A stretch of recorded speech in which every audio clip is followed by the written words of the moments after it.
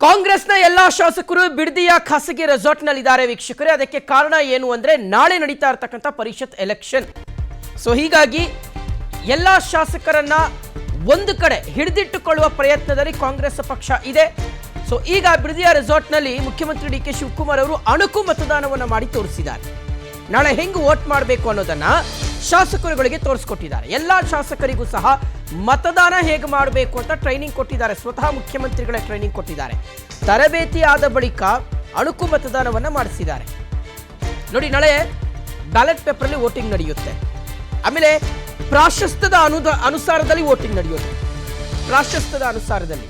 So ಹಾಗಾಗಿ ಯಾವ ರೀತಿಗೆ ವೋಟಿಂಗ್ ಮಾಡಬೇಕು ಅನ್ನೋದ್ರ ಬಗ್ಗೆ ಎಲ್ಲ ಶಾಸಕರುಗಳಿಗೆ ತಿಳಿ ಹೇಳಿದ್ದಾರೆ ಮತ್ತು ಅದನ್ನ ಅಣುಕು ಮತದಾನದ ಮೂಲಕ ತೋರಿಸಿದ್ದಾರೆ. ಯಾಕೆಂದ್ರೆ ಏನಾಗೋಗ್ಬಿಡುತ್ತೆ ಅಂದ್ರೆ ಟೈಮ್ಸ್ ಒಂದು ಸಣ್ಣ ತಪ್ಪಿದೆಯಲ್ಲ, ಅದು ಇಡೀ ಆ ವೋಟನ್ನೇ ರದ್ದು ಮಾಡುವ ಮಟ್ಟಕ್ಕೆ ಬಂದುಬಿಡುತ್ತೆ. ಅದು ಕ್ಯಾನ್ಸಲ್ ಆಗೋಗ್ಬಿಡುತ್ತೆ ಟೈಮ್ಸ್. ಹಂಗಾಗೋಗ್ಬಿಟ್ರೆ ತುಂಬ ಕಷ್ಟ ಆಗೋಗುತ್ತೆ. ಆಮೇಲೆ ಏನು ಅಂದರೆ ಪ್ರತಿಯೊಂದು ವೋಟು ಸಹ ಬಹಳ ಇಂಪಾರ್ಟೆಂಟು. ಪ್ರತಿಯೊಂದು ಮತವೂ ಸಹ, ಯಾಕಂದರೆ 29 ಶಾಸಕರು ಒಂದೊಂದು ಅಭ್ಯರ್ಥಿಗೆ ವೋಟ್ ಮಾಡ್ತಾರೆ ನಾಳೆ. ಹೀಗಾಗಿ ಪ್ರತಿಯೊಂದು ಮತವೂ ಬಹಳ ಇಂಪಾರ್ಟೆಂಟು ಒಬ್ಬ ಅಭ್ಯರ್ಥಿ ಗೆಲ್ಲೋದಕ್ಕೆ. ಯಾವುದೇ ಮತ ವೇಸ್ಟ್ ಆಗಬಾರ್ದು ಅಂತ. ಹೀಗಾಗಿಯೇ ಮುಖ್ಯಮಂತ್ರಿಗಳೇ ಸ್ವತಃ ಶಾಸಕರುಗಳಿಗೆ ಇದ್ರ ಬಗ್ಗೆ ಟ್ರೈನಿಂಗ್ ಕೊಟ್ಟಿದ್ದಾರೆ. ಆಮೇಲೆ ಯಾವ ರೀತಿಗೆ ವೋಟಿಂಗ್ ಮಾಡಬೇಕು ಮತ್ತು ಯಾವ್ಯಾವ ಶಾಸಕರು ಯಾವ್ಯಾವ ಅಭ್ಯರ್ಥಿಗೆ ವೋಟ್ ಮಾಡಬೇಕು, ನಿರ್ದಿಷ್ಟವಾಗಿ ಈ ಶಾಸಕ ಈ ಅಭ್ಯರ್ಥಿಗೆ ವೋಟ್ ಮಾಡಬೇಕು ಅನ್ನೋದನ್ನ ಇವರೇ ಡಿವೈಡ್ ಮಾಡಿ ಕೊಡ್ತಾರೆ. ಪಕ್ಷವೇ ಡಿವೈಡ್ ಮಾಡಿ ಕೊಡುತ್ತೆ. 29 ಶಾಸಕರು ಒಬ್ಬ ಅಭ್ಯರ್ಥಿಗೆ, ಇನ್ನು 29 ಶಾಸಕರು ಇನ್ನೊಬ್ಬ ಅಭ್ಯರ್ಥಿಗೆ, ಹಿಂಗೆ ಡಿವೈಡ್ ಮಾಡ್ತಾರೆ. ಆಮೇಲೆ ವಿಪ್ ಜಾರಿ ಆಗಿರುತ್ತೆ. ಎಲ್ಲೂ ಅಡ್ಡ ಮತದಾನ ಮಾಡಲಿಕ್ಕೆ ಅವಕಾಶ ಇರೋದಿಲ್ಲ. ಆದಾಗ್ಯೂ ಅಡ್ಡ ಮತದಾನ ಆಗುವಂಥ ಆತಂಕ ಇರುತ್ತೆ ಬಿಡಿ ನಾಯಕರುಗಳಿಗೆ. ಯಾಕಂದರೆ ಕ್ರಾಸ್ ವೋಟಿಂಗ್ ಎಲ್ಲ ಆಗೋಗ್ಬಿಡುತ್ತೆ ಅಂತ. ಅದಕ್ಕೋಸ್ಕರವೇ 28 ಮತಗಳ ಬದಲಾಗಿ 29 ಮತಗಳನ್ನು ಹಾಕಿಸ್ಕೊಳ್ಳೋದು. ಒಂದು ಮತ ಎಕ್ಸ್ಟ್ರಾ ಹಾಕಿಸ್ಕೊಳ್ತಾರೆ. ಎರಡು ಆತಂಕ. ಒಂದು ಅಡ್ಡ ಮತದಾನ ಆಗ್ಬೋದು, ಎರಡನೆಯದು ಒಂದು ವೇಳೆ ವೋಟ್ ಏನಾದರೂ ರದ್ದಾಗೋಗ್ಬಿಟ್ರೆ ಹೇಗೆ ಅನ್ನುವ ರೀತಿಯಾದಂಥ ಆತಂಕ ಇರುತ್ತೆ. ಓಕೆ, ಡೀಟೇಲ್ಸ್ ಕೊಡ್ತಾರೆ ನಮ್ಮ ಪ್ರತಿನಿಧಿ ಧ್ರುವರಾಜ್. ಈಗ ಲೈವಲ್ಲಿ ಕನೆಕ್ಟ್ ಆಗ್ತಾ ಇದ್ದಾರೆ. ಓಕೆ ಧ್ರುವ, ಈಗ ನಾಳೆ ಎಲೆಕ್ಷನ್ ನಡೀತಾ ಇರ್ತಕ್ಕಂಥದ್ದು. ಬೆಳಗ್ಗೆ ಎಲ್ಲರೂ ಶಾಸಕರು ಎಲ್ಲರೂ ವಿಧಾನಸೌಧಕ್ಕೆ ಬರ್ತಾರೆ, ಬಸ್ನಲ್ಲಿ ಬರ್ತಾರೆ ಅಂತ. ಸೊ 24 ಗಂಟೆ ಆಗಿದೆ. ನಿನ್ನೆ ಇಷ್ಟೊತ್ತಿಗೆ ಎಲ್ಲ ಶಾಸಕರು ಬರ್ತಾ ಇದ್ರು ರೆಸಾರ್ಟ್ಗೆ. ಸೊ ಏನು ನಡೀತಾ ಇದೆ ಸದ್ಯ?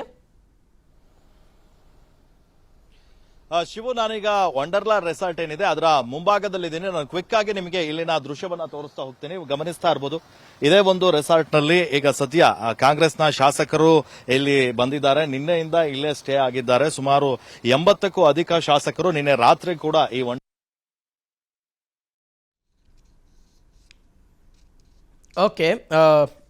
ಓಕೆ ಧ್ರುವ, ಮತ್ತೆ ಸಂಪರ್ಕ ಮಾಡ್ತೀವಿ. ಓಕೆ ವೀಕ್ಷಕರೇ, ಈಗ ಎಲ್ಲ ಶಾಸಕರಿಗೂ ಸಹ ಒಂದಷ್ಟು ಮಾರ್ಗದರ್ಶನಗಳನ್ನು ಮುಖ್ಯಮಂತ್ರಿಗಳು ಕೊಡ್ತಾ ಇದ್ದಾರೆ.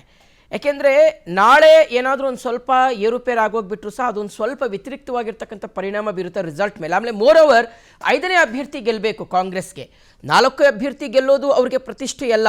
5ನೇ ಅಭ್ಯರ್ಥಿ ಗೆಲ್ಲಬೇಕು ಒಂದು. ಎರಡನೆಯದು, ಓಕೆ, ನಮ್ಮ ಪ್ರತಿನಿಧಿ ಧ್ರುವ ಈಗ ದೂರವಾಣಿ ಸಂಪರ್ಕದಲ್ಲಿ ಜಾಯಿನ್ ಆಗಿದ್ದಾರೆ. ಎಸ್ ಧ್ರುವ, ಗೋ ಹೆಡ್, ತಾವು ವಿವರಿಸ್ತಾ ಇದ್ರಿ, ಮುಂದುವರಿಸಿ ಧ್ರುವ. ಹಲೋ, ಎಸ್ ಧ್ರುವ, ಧ್ವನಿ ಕೇಳಿಸ್ತಾ ಇದೆ, ಹೇಳಿ ಧ್ರುವ. ಎಸ್ ಶಿವ, ಸದ್ಯ ಈಗ ಅಣುಕು ಮತದಾನವನ್ನ ನಡೆಸ್ತಾ ಇದ್ದಾರೆ. ಬೆಳಗ್ಗೆ ಸಿದ್ದರಾಮಯ್ಯನವರು ಬಂದಿದ್ರು. ಅವರೇ ಎಲ್ಲರಿಗೂ ಕೂಡ ಟ್ರೈನಿಂಗ್ ಅನ್ನ ನೀಡುವಂತ ಕೆಲಸವನ್ನ ಮಾಡಿದ್ದಾರೆ. ಯಾವ ಅಭ್ಯರ್ಥಿಗೆ ಎಷ್ಟು ವೋಟ್ ಹಾಕಬೇಕು ಅಂತ. ಈಗ ಒಟ್ಟು 4 ಟೀಮ್ಗಳನ್ನ ಮಾಡಿದ್ದಾರೆ. ಅದರಲ್ಲಿ ಮೊದಲನೇ ಟೀಮ್ ಅಂದ್ರೆ ಇವರಿಗೆ ಬಿ ಕೆ ಹರಿಪ್ರಸಾದ್ ಅವರಿಗೆ ಯಾರು ವೋಟ್ ಹಾಕ್ತಾರೆ, ಬಿ ಕೆ ಹರಿಪ್ರಸಾದ್ ಅವರಿಗೆ ವೋಟ್ ಹಾಕಿದ್ರೆ ಎರಡನೇ ಪ್ರಾಶಸ್ತ್ಯದಲ್ಲಿ ಯಾರಿಗೆ ಮತ ಹಾಕ್ಬೇಕು ಅನ್ನೋದು ಎಲ್ಲದೂ ಕೂಡ ಈಗ ಸದ್ಯ ಡಿಸೈಡ್ ಆಗಿದೆ.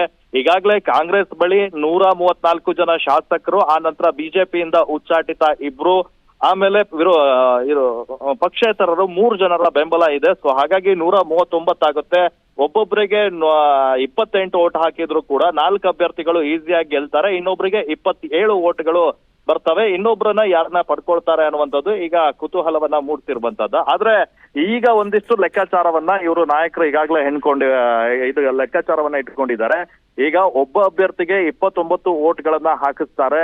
ಅದರಲ್ಲಿ ಯಾವ್ದಾದ್ರು ಒಂದು ವೋಟ್ ಏನಾದ್ರೂ ಅಸಿಂಧು ಆಗ್ಬೋದು ಅಥವಾ ವೋಟ್ಗಳು ಮಿಸ್ ಆಗ್ಬೋದು. ಆ ಒಂದು ನಿಟ್ಟಿನಲ್ಲಿ ಒಬ್ಬ ಅಭ್ಯರ್ಥಿಗೆ 29 ವೋಟನ್ನ ಹಾಕಿಸಿ 4 ಜನರನ್ನ ಗೆಲ್ಸ್ಕೊಳ್ತಾರೆ. ಇನ್ನು ಇರುವಂತ ಅಭ್ಯರ್ಥಿಗೆ ಐದು ಮತಗಳು ಶಾರ್ಟೇಜ್ ಆಗ್ತವೆ. ಆದ್ರೆ ಈ 4 ಜನರಿಗೆ 2ನೇ ಪ್ರಾಶಸ್ತ್ಯದಲ್ಲಿ ಈ 4 ಜನ ವಿನ್ ಆಗಿರ್ತಾರೆ ನೋಡಿ. ಆ 28 ವೋಟ್ಗಳು ಏನಾದ್ರೂ ಈ 5ನೇ ಅಭ್ಯರ್ಥಿಗೆ 2ನೇ ಪ್ರಾಶಸ್ತ್ಯದಲ್ಲಿ ಹಾಕಿದ್ರೆ ಅಲ್ಲಿ ಹೆಚ್ಚುವರಿಯಾಗಿ 4 ವೋಟ್ಗಳು ಸೇರ್ತವೆ. ಸೊ ಹಾಗಾಗಿ ಈಸಿಯಾಗಿ ನಾವು 27ರಿಂದ 27 ಆದ್ರೂ ನಾವು ಪಡ್ಕೋಬಹುದು ವೋಟ್ ಎನ್ನುವಂತಹ ಲೆಕ್ಕಾಚಾರದಲ್ಲಿ ಈಗ ನಾಯಕರು ಈ ಒಂದು ಮತದಾನವನ್ನ ಮಾಡ್ತಾ ಇದ್ದಾರೆ. ಅದರ ಜೊತೆಗೆ ಇನ್ನು JDS ನಲ್ಲಿರುವಂತಹ ಅಸಮಾಧಾನಿತರು ಅವ್ರೇನಾದ್ರೂ ಒಬ್ರು ವೋಟ್ ಹಾಕಿದ್ರು ಕೂಡ ಇನ್ನೊಂದು ಅಭ್ಯರ್ಥಿ 5ನೇ ಅಭ್ಯರ್ಥಿ ಈಸಿಯಾಗಿ ಗೆಲ್ಬಹುದು ಎನ್ನುವಂತ ಲೆಕ್ಕಾಚಾರದಲ್ಲಿ ಯಾವುದೇ ತಪ್ಪುಗಳು ಆಗ್ಬಾರ್ದು ಅಂತ ಈಗಾಗಲೇ ಅದಕ್ಕೆ ಸೂಚನೆಯನ್ನ ಕೂಡ ನೀಡಿದ್ದಾರೆ.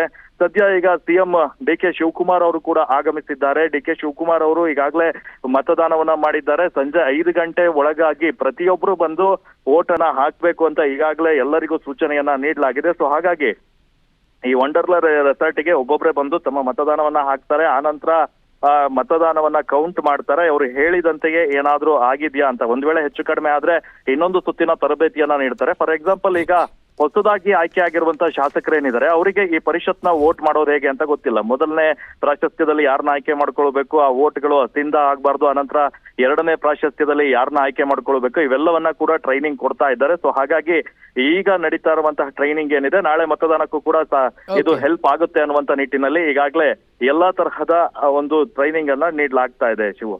ಓಕೆ ಧ್ರುವ, ಥ್ಯಾಂಕ್ ಯು ತಮ್ಮೆಲ್ಲ ಡೀಟೇಲ್ಸ್ಗೆ.